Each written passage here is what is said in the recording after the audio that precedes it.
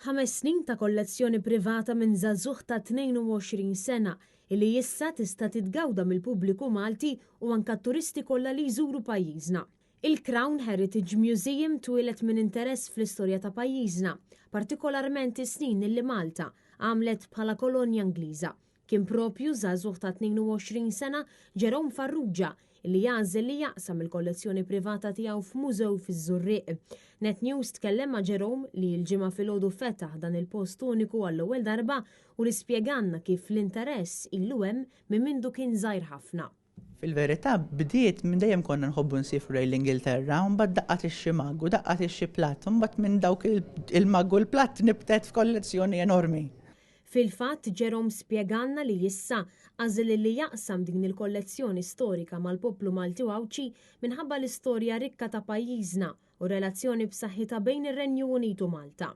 Il-ewwel qed naħseb il-bond bejn l-Ingilterra u Malta hija b'saħħitha ħafna u naħseb li bekk jekk qed naqsam ma' ħadd ieħor qed inkomplu nxerdu l-memorja ta' meta l-Ingliżi kienu f'Malta issa bit-tajjeb u l-ħażin tagħhom.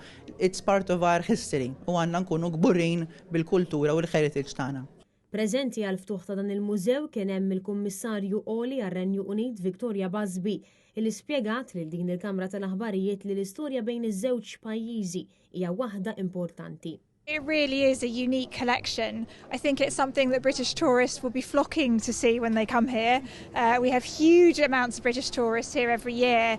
I also think it's really important for Malta to recognise that this is part of our shared past and part of our shared present in terms of living generations who remember the Queen's rule here and who remember independence. So it's really about embracing the past and the present. Intan dan il-mużew jiġbor fih kollezzjoni kbira ta' kodba, mugs, tazzi u saħansitra skarf u pultruna żgħira illi ntużat fil-koronazzjoni tar-Reġina Elisabetta II. Dan il-post se jkun miftuħ sabiex kemm studenti u anke riċerkaturi imorru jiġbru l-informazzjoni kollha li għandhom bżonn dwar l-istorja bejn Malta u r-Renju Unit.